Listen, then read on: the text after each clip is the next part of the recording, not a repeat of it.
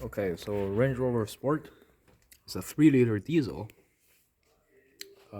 We did a timing belt and the fuel pump belt in the back. The timing belt is easy, but the fuel pump belt, I tried to research online, see if there's information, and also on the service manual, there's no clear instruction. I finished this job. It took me about 7 hours. And I just want to show you the steps I did. Hopefully it will save you some time. So the first thing is, you need to get this coolant tube. So this black tube with the rubber here. And here, just undo these clamps, and there's a as you see here, this thing, there's 2 bolts back there. You undo these and take the tube out. And that's the first thing. The second thing you want to do is you want to loosen this wiring harness. So there's 1 bolt here, and if you can see, another bolt. Well, anyway, you see where my hand is? There's another bolt here,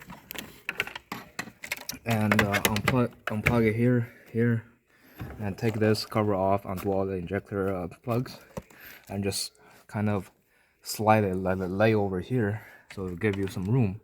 And then the next thing is, I know this is very abstract, but once you are doing the job, it should be, it should come together. And the next thing, well, while you're undoing this harness, you also have to undo this that connector, because the plug is part of this main harness. So you slide it over there. Next thing you want to undo is the fuel line inside the fuel filter. So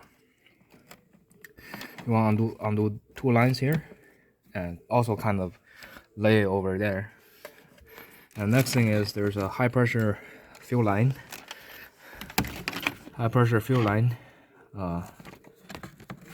Where my light is bang. So high pressure fuel line.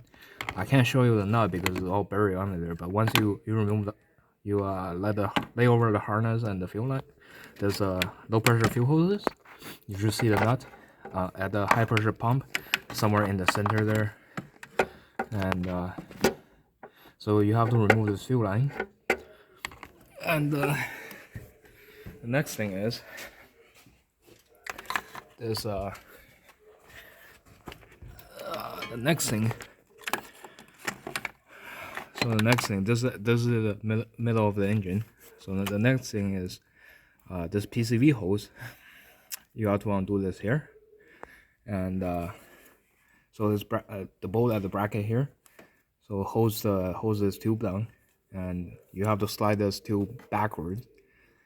And after that, let me think. After that,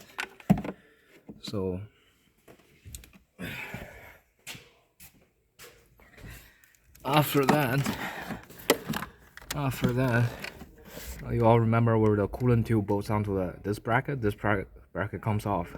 So once you get it all over, there's 2 bolts, one over here on the driver's side bank, and one somewhere toward the middle. Once you get it all, remove all these clutter, it should be clearer to see. So you got to remove this bracket. So after that, you can gain access to the back cover there. And all these are the easy steps. The real hard step is, so once you unclip the cover, you'll find it very difficult to slide out. And the reason why is, I'll show you. The reason why is,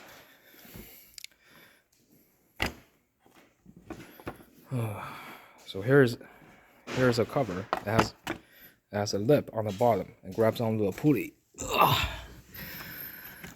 Grabs onto the pulley. So you kind of have to push this PCV hose back. Filming a video so other people can see.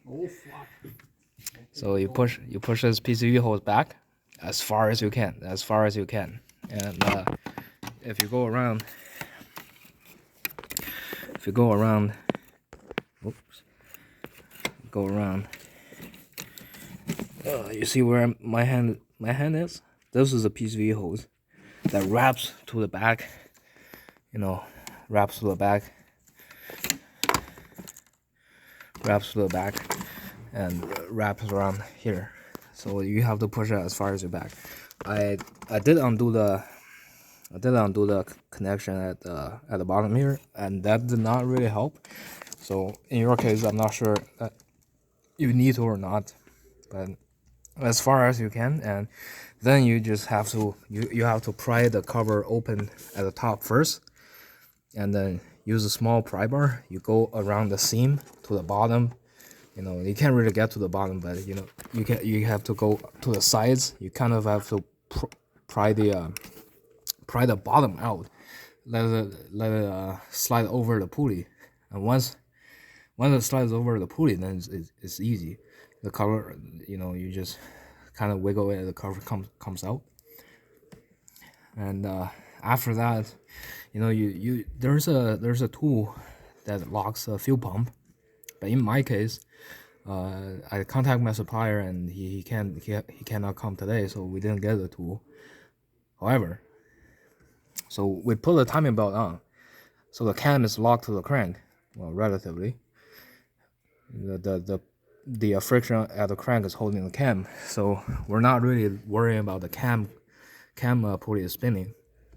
What we were worried about is if the fuel pump pulley will free spin, because there's timing mark on the fuel pump pulley. I don't know if that matters, but the service manual said it matters. So, but we didn't have the tool, so I took a gamble. I told myself I will take the belt off. If the fuel pump pulley free spins, we wait until my supplier shows up with a tool.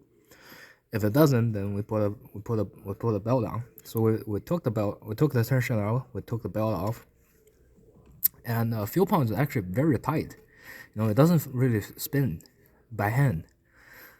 So after that, I put a new tensioner on, and I put a belt on. So how you want to get a belt is you first put a belt on the camshaft pulley, and then you put on the fuel pump pulley. You don't put on the tensioner. Tensioner is the last step.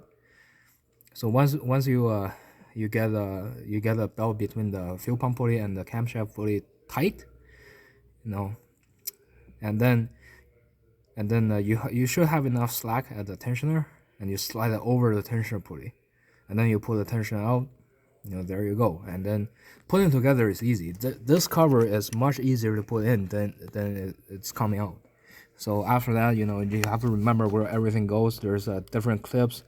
I try to do my job as close as to OEM.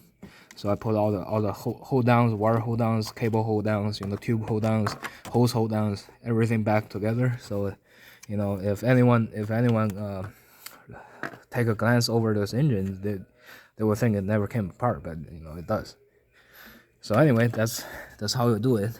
I know it's kind of abstract with me just talking over here, but once you are actually in the job and you watch my video, it should come together. The picture should come together. And yeah, that's about it. If anyone's struggling with this job, the 3-liter, I know there's some information on the 2.7. I see the 2.7 doesn't really have the PCV hose in the back, blocking the timing cover coming off. But the 3-liter, it is. So anyway, the timing belt is easy. That's it pays like 5.5. It actually should take you like somewhere around 3 hours, even if the first time doing it. The first time I did it, it took around 3.5 hours. And so yeah, well, it's a fucking big job. We even thought about dropping the motor if the timing cover in the back doesn't come out. And so yeah, there you go. And I really don't know how guys the dealer do it, because the way I see it, the timing cover in the back, you're gonna struggle. Doesn't matter how many times you do it. The difference is if you do it more often, you may struggle a little bit less, but it's a struggle anyway. It's just the PCV hose is so close to the timing cover. Like you have to struggle. It's definitely a struggle job. And I really don't like these cars, you know, Range Rovers, whatnot. The people say BMW and Audi are hard to work on, but you know, BMW and Audi, if you follow the service manual, it's easy. But this, you follow the service manual, it's still hard. And yeah, that's it. Hope it helps, guys.